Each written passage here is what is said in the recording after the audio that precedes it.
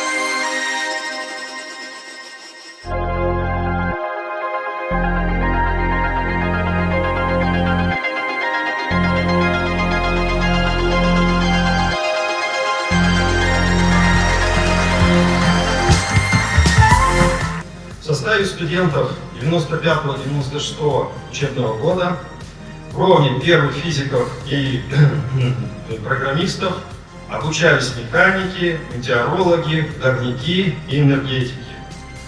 При этом были образованы кафедры физики, информационных и вычислительных технологий, математики, ну и также продолжала функционировать кафедра естественных технических дисциплин.